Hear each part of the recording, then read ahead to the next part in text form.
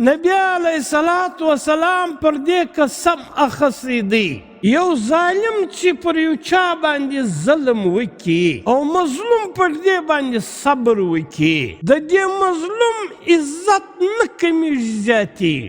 نبی علیہ الصلوۃ والسلام قسم اخیستی دی کوم سړي چې د سوال کولو دروازه خلاصه فکر یې شروع کړي پر دا سړي باندې به الله پاک د فکر دروازې را خلاصوي، دا به مړېږي نه بیا تر قیامته نشي مړېدلی. نبي علیه الصلاة والسلام پر درو شیانو قسم اخیستی، یو یې پر دې چې په صدقه او په زکات سره مال کمیږي نه، چې په صدقه سره مال نه کمیږي.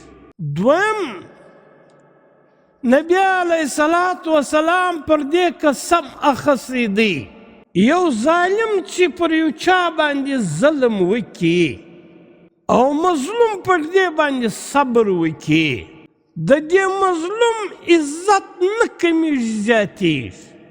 مظلوم چې صبر وکړي ورب ترې وکړي نبی علیه الصلاة والسلام پر دې قسم اخیستی دی چې د دې مظلوم عزت نه کمزوری کیږي بلکې الله پاک عزت بڑھاوي. دریم نبی علیه الصلاة والسلام قسم اخیستی دی کوم سړي چې د سوال کولو دروازه خلاصه فکر یې شروع کړي پر دا سړي باندې به الله پاک د فکر دروازې را خلاصوي، دا به مړېږي نه بیا تر قیامته نشي مړېدلی. په بل روایت کې نبی علیه الصلاة والسلام فرمایي چې په صدقه سره د انسان عمر زیاتېږي. کوم سړی صدقه کوي دا صدقه د انسان عمر زیاتوي او په صدقه سره و انسان ته الله پاک ښه مرګ ورکوي. مړه توی خو به هر سړی له مرګ سره مخامخ کېږي، ښه مرګ. کوم سړی چې صدقې کوي الله پاک ښه مرګ ورکوي. او دریم نبی علیه الصلاة والسلام فرمایي چې صدقه دا د انسان تکبر او فخر ور ختم کوي. تکبر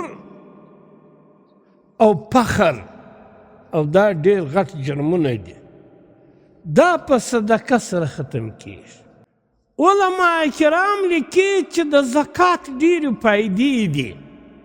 د زکات په فایدو کې یوه فایده دا ده چې د انسان بخل ختم کوي، د انسان په زړه کې د دنیا محبت دا ختم کوي او په انسان کې د سخاوت ماده پیدا کوي.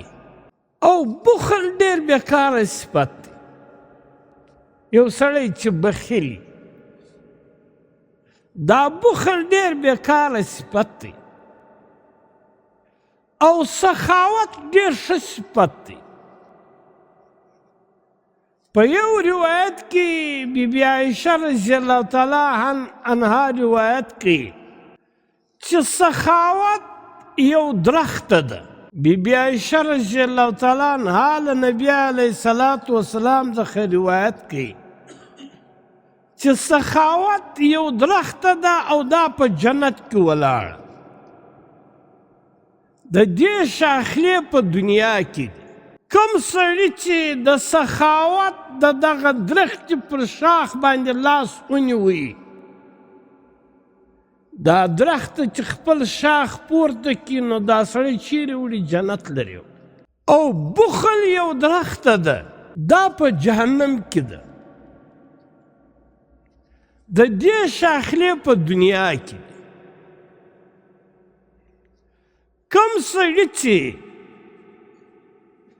دا د بخل د درخت پر شاخ باندې لاس ونیوي بخالت یې شروع کړي، دا درخت چې دا خپلې شاخلې پورته کړي دا سړي چې لاس پر نیولی دا به چیرې ځي؟ جهنم ته ځي.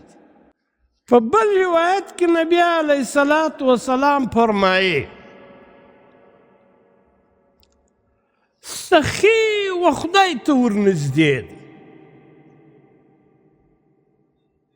سخي د الله و مخلوق ته ورنږدې دی، سخي و جنت ته ورنږدې دی،